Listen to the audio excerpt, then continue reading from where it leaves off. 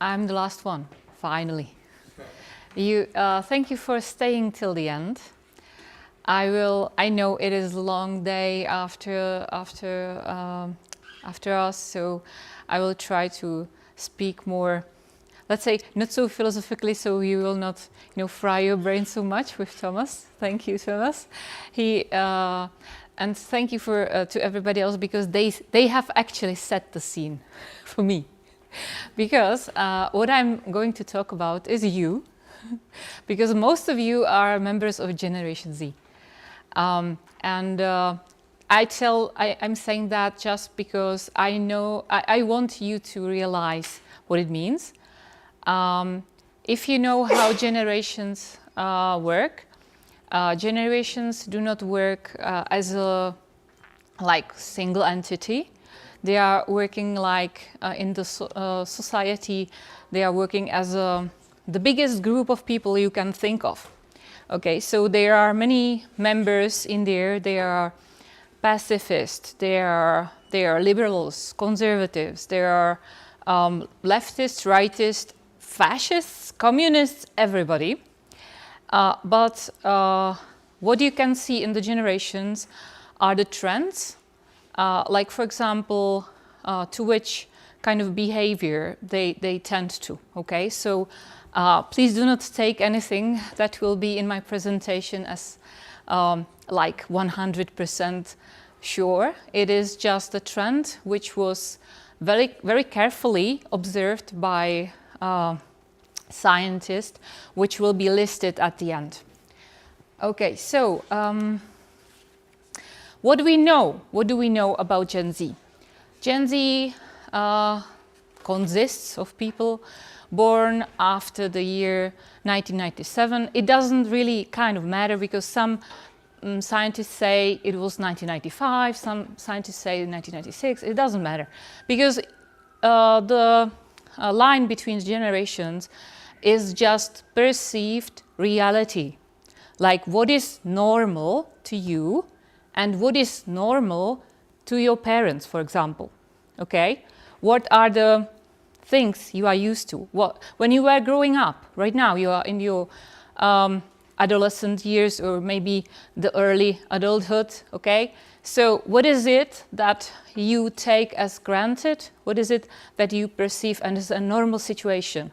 And it is a different, I can guarantee that, it is a different situation than for your parents or your grandparents, okay? I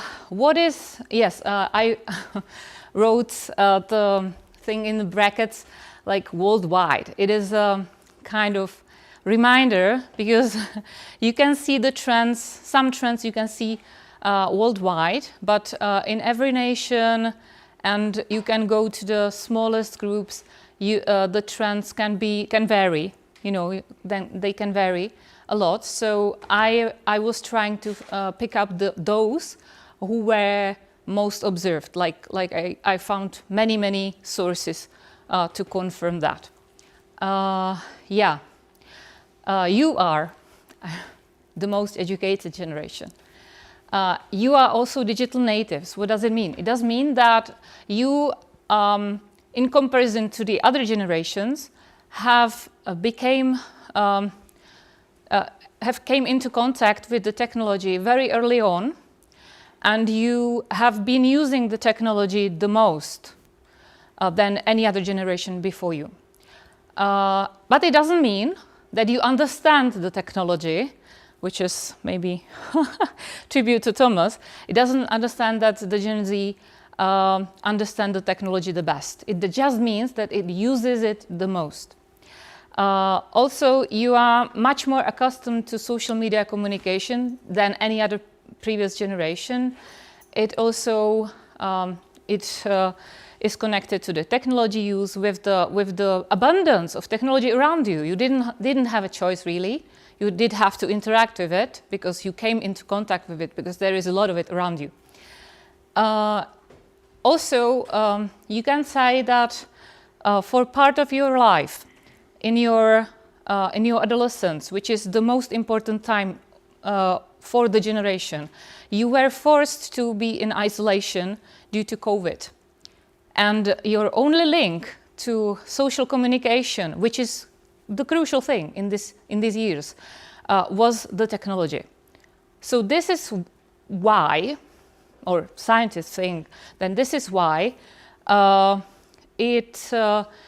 you became so used to it, because you are very, you are very used to it. You were forced to use it during COVID. You didn't have any other choice.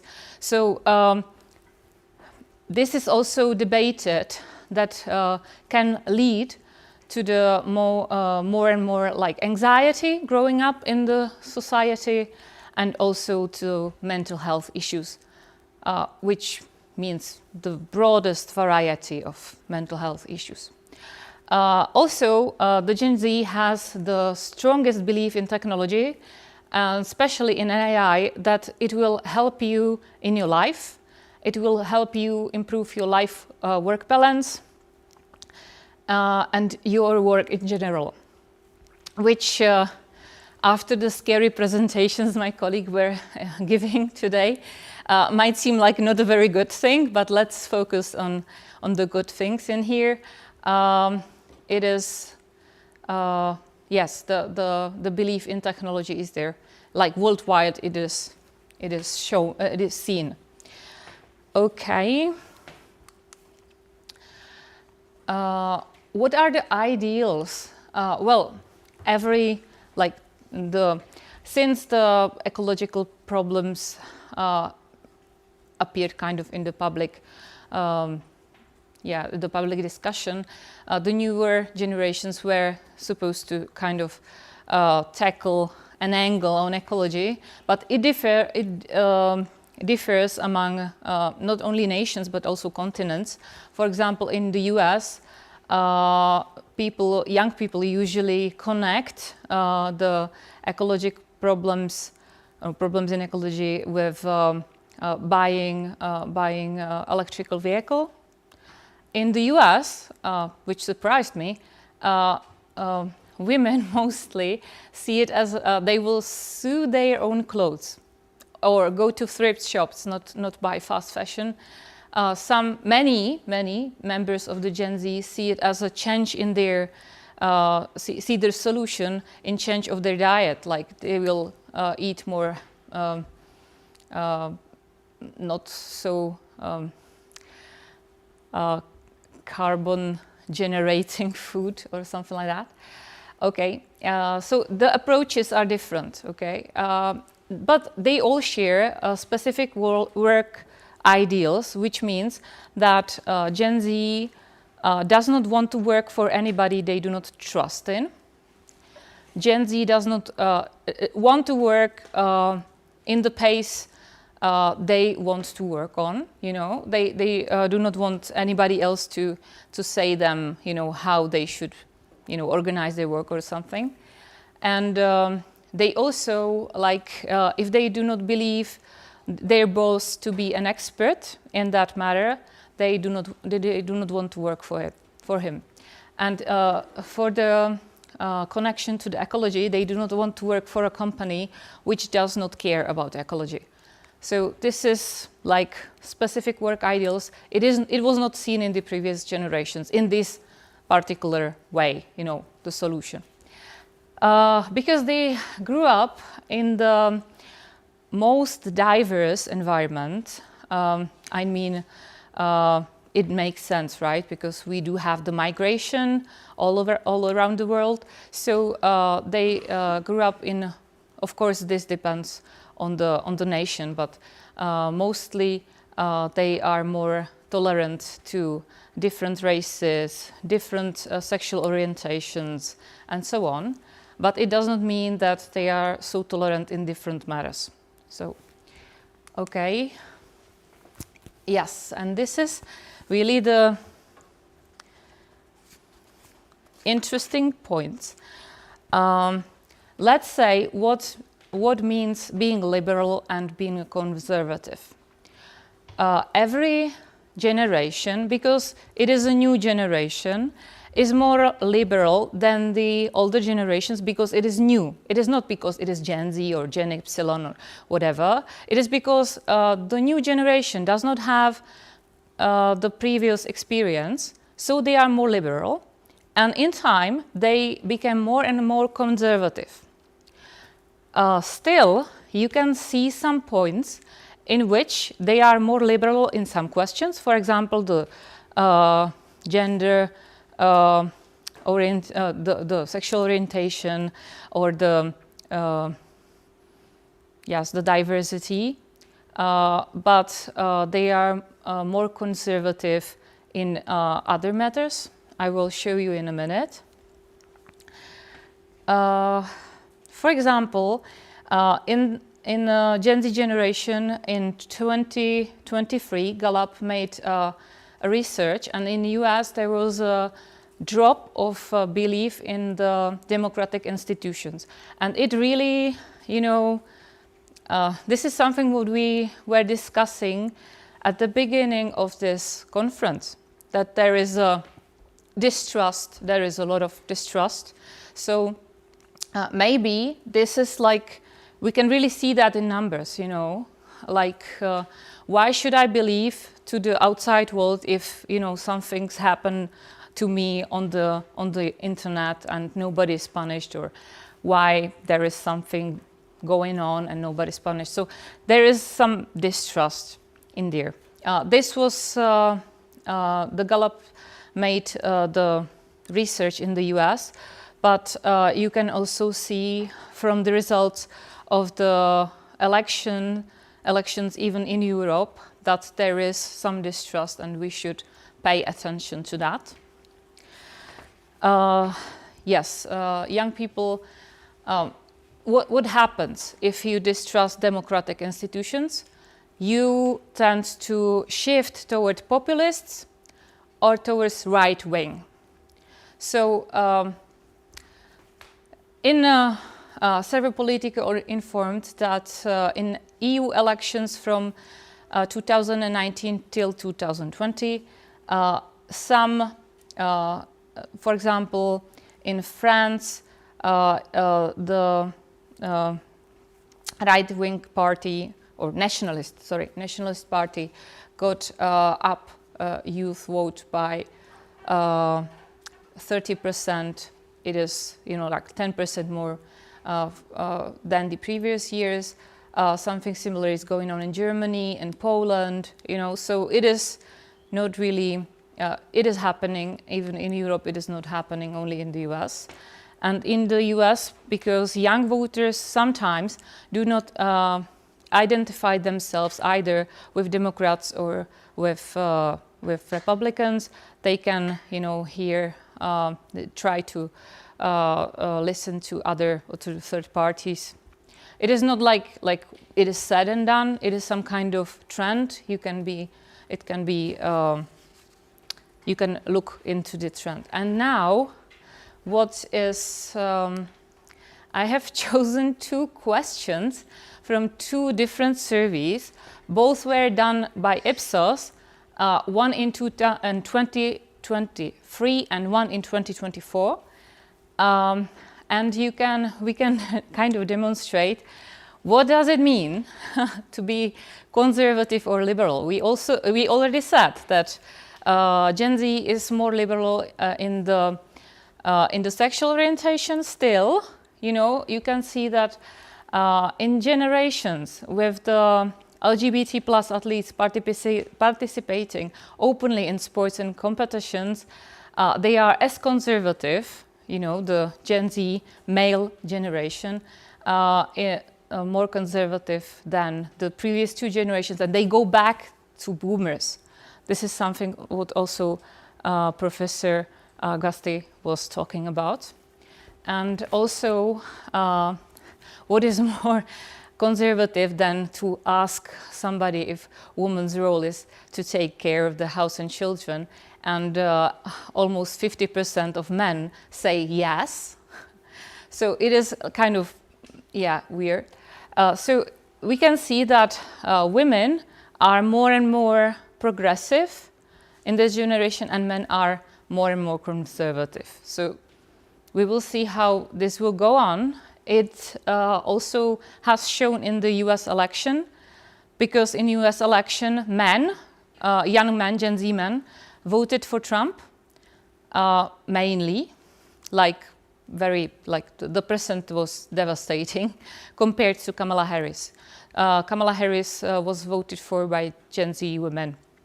So, and there is this division. It has another angle, which is interesting because in the US, 70% of the pairs married are married. They vote the same. They both vote for the Democratic Party or for the Republican Party. So you can imagine how tough it will be to find a partner in this society because the opinions differ so much. Okay, another scare. It was talked about it before, so I will just tackle the things which were not so much put in front. Gen Z, yes, they are strongly influenced by algorithms of social media because, and it is no magic there, because they spend 6 hours on average, and average is, you know, there are a lot of people up and a lot of people down, or some people up, some people down, but on average 6 hours per day of their free time. And it doesn't matter, it doesn't include time spent with technology. Time spent with technology is even bigger. So if you imagine being 8 hours in school or in work, and then spending 6 hours of your free time being online, interacting with the social media or something. So it is also, of course, you can spend some time in your breaks or before work, whatever, but still. So they are mostly, they are under the influence, we all are under the influence of AI algorithms which help us choose online. They recommend something for us, they help us search, they do personalization, because we cannot choose if we want to use AI machine or something else. You know, in this environment, nothing, you cannot switch it off. You would have to switch off the whole device. So you are in an interaction. The more you are using the technologies, the more you are in interaction with AI. And what does it do?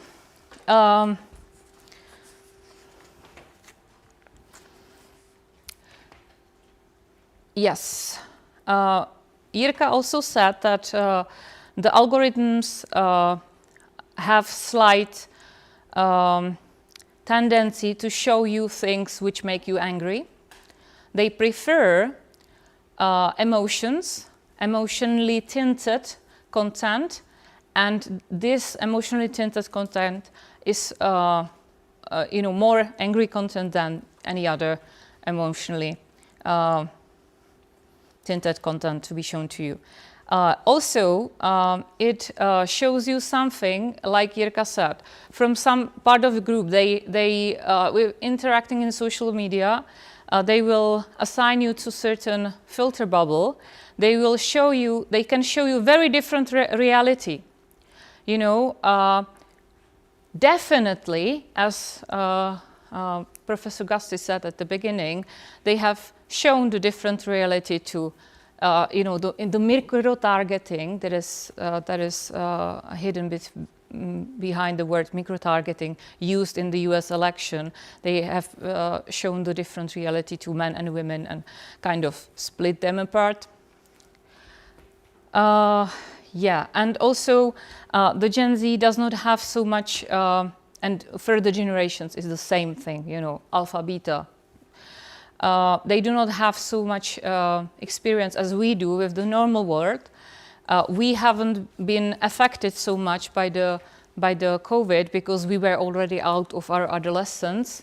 So we do have other social experience with other social interactions, or more experience with social interactions, and that is why we are more kind of resistant. But I wouldn't say that we are really, really resistant, because all the generations are in deep trouble because of AI and because of how we interact with the environment. And we do not question, why was this content shown to me? Who made it done? And why is it shown to me? What is it supposed to do? Okay, who is to blame? We do not have enough digital literacy education. That was talked about before. Yes, we do not have enough critical thinking lessons. And I will give you an example. In the Silesian region, because I come from the Silesian University, they did an experiment. This half a year, they said, okay, we have to go with the AI education to the high schools. We will do the courses for the teachers, and we will educate them in AI. So they will be able to give the knowledge to the students and better their performance in school. The experiment failed miserably. If you remember how your school teacher in high school was teaching, what was the methods she used or he used, how much technology the person used, and not only one person but other members of the previous generations, they are not used to it so much. So it is complicated to create this infrastructure of knowledge which will help us to understand the AI better, use it better, and more ethically. Okay, the last slide. There is a lot of things which did not make it to this presentation, because in some places were discussed the distrust in institutions. In some researchers discussed if open data, for example, and transparent processes of the government wouldn't help the Gen Z generation to trust in the democratic institutions more. There is also activism observed in the generation. Like, this is the generation which does not, which has like most volunteers, like, and for example, even doing political activism, even in very young age. But on other hand, there could be seen also some nihilism of like some matters which you do not want to solve or tackle or do not know how to solve them.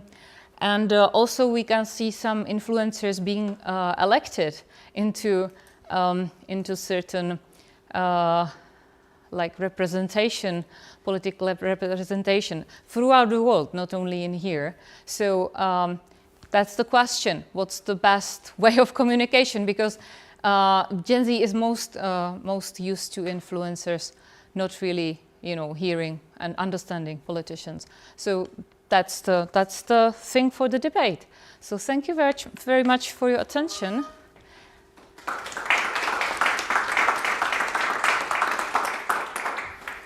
Are there any questions? I have noticed that you mentioned that young man, Generation Z, is more conservative than the older generation. Boomers. Yes. And that the young ladies I know. are more liberal than Yes. Than the boomers. So is there any evidence about the impact for the divorces, marriages? It's probably somehow manifested, yeah? I think they are too young to see the divorces and such, but it can be expected that it won't be very easy to find understanding on both sides, because they see the world differently, the women and men of Gen Z. Yeah. As of the researchers, I didn't participate in one. Sorry.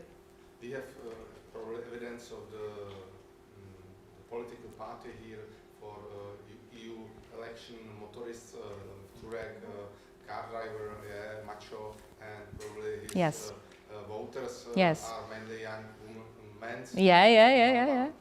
Also, so we know that they are young, but also middle-aged, so more generation men, especially from electoral districts that have either car industry or car parts industry. And we are now, actually, we have the survey, and now we are running on them interviews. And actually, I have to say that I was also worried about the same things. And they seem to be really into cars, but not misogynists. So I thought it was like, there was a really, and we have qualitative interviews which my colleague is doing with them, and so I see some hope, but there is this gap is emerging everywhere, and it's actually a backlash against what has been these culture wars that more men associated with, and like I'm a little bit hesitant with this culture war label, because it's as much war as Russia, as a Russia-Ukraine is a war. It's a one country which nobody did anything to, decided to wage a war on another, and so this kind of women feel, young women and LGBT people feel that they are kind of being attacked, and they just want to live their authentic life. So it's more an incursion than a war, because war expects two parties fighting. The young women in Poland just want to have reproductive rights. I think young women everywhere. I have one more, let's say, tricky question. I would say almost the edge, but I will leave it to the top. Just to highlight that whether every action has reaction, and whether this progressivism, let's say, in the United States did not lead to a reaction of the other parties. Yet every extreme is bad from my perspective, and but probably more to the pop. No, but we can know there's nothing. It's a completely. It's like there is always a shift, and then there is a backlash. But I think that we are like, the backlash has already happened. It's already the MAGA movement, and so now there will be the backlash as everything goes in waves. There will be the backlash of the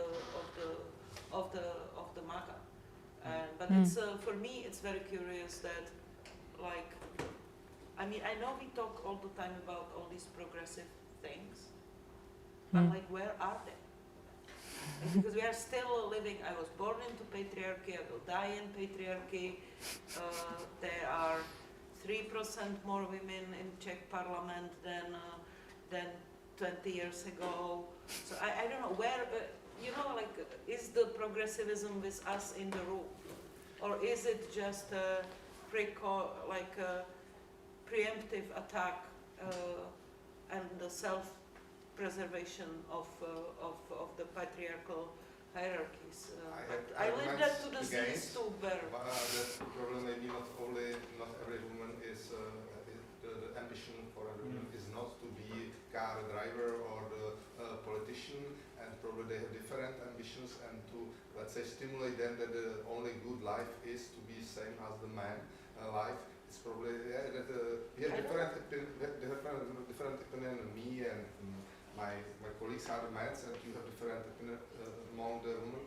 But let's leave it to the public. It's sparking discussion. Sure. I just wanted to say that what I do is empirical democratic theory, so it's always just based in evidence. We made a survey in the Czech parliament, and it's not that they don't want to be there. They want to be there, but not at the expense of spending nights on a sofa and not being able to be with their families. Is it a necessary feature of parliament? No. Is it a feature of people who don't want to go home and help with the housework? Sure. So we know why it's happening, and we have like amazing female parliamentarians there that came and wanted to change it. They have male colleagues who wanted to change it with them, but they are like, it's a generational clash, and at a certain point you say like, okay, I came here, I wanted to change a lot of stuff, I can change nothing because there is a competition going on between two populist leaders on who manages to be on TV for longer.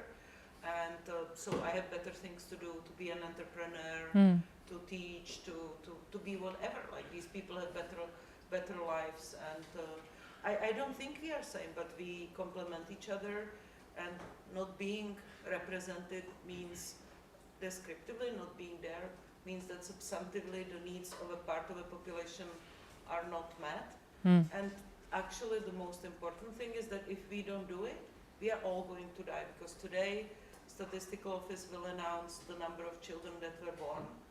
And if people don't want, people meaning women, because so far only women can have children, if they don't feel like this is a society in which they want to have children, then we have no pension and this country has no future. It will be a great discussion, because good discussion is when we do not have the same opinion, and it seems like that, because I am mainly from the technology business, but I still respect and many of the arguments. It's a good discussion. By the way, we usually go to the pub after the conference. It is ending right now. So the speakers go to the pub, and who wants to join us, welcome to them. Any other questions? Okay. On a different topic, are you aware whether during the years, the year separating the generations, the generation Y and Z, whether it moved at all during the years? Every sociologist have their own theory which year it is, which separates the generation.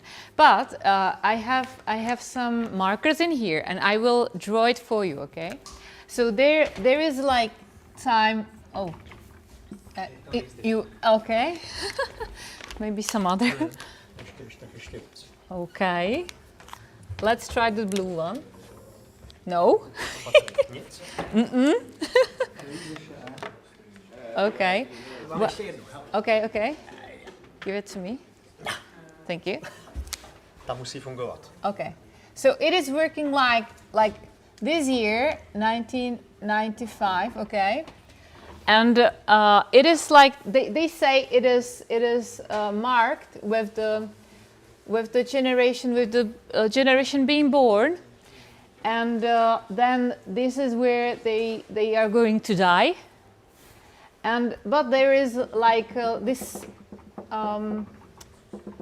overlap between the generations, you know. There is the overlap between the generations and another, you know. So it is not like they are shifted underneath. You say that it is the seamless transcension, but you can be born out of your generation. Actually, you can feel, you can share more your views with the previous generation than with your own, even though you were born, for example, in 2001. Okay? Yes, thank you. But yeah. What I mean is, I remember the separation line between Gen Y and Gen Z, the born line.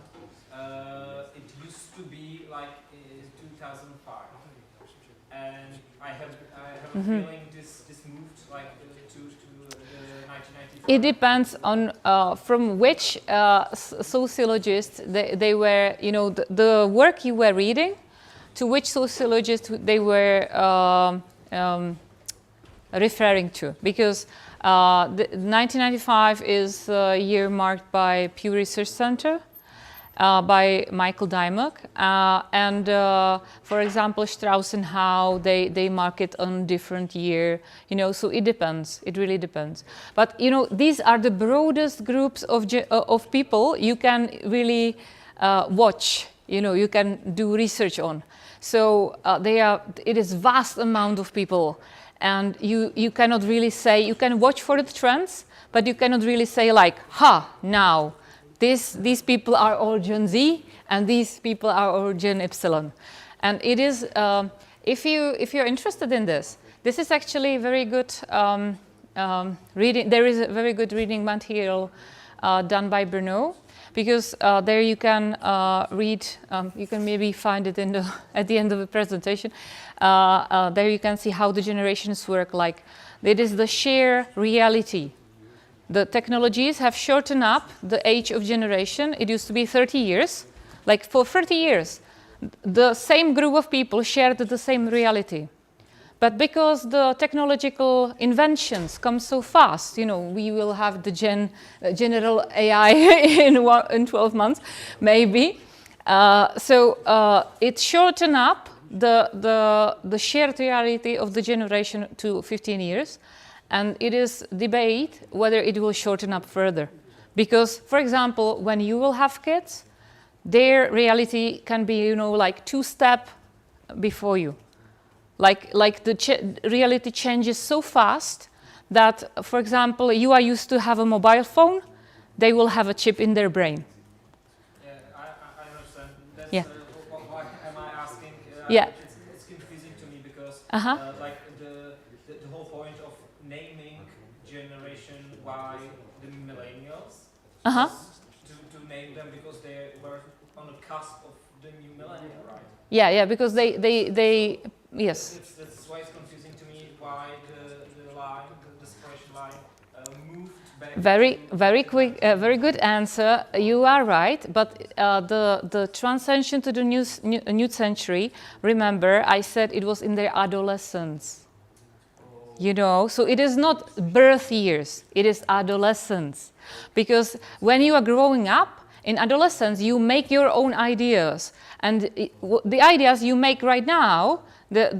Your opinions and everything, your personality, you will compare your reality, you know, to this point in your life, in whole of your future.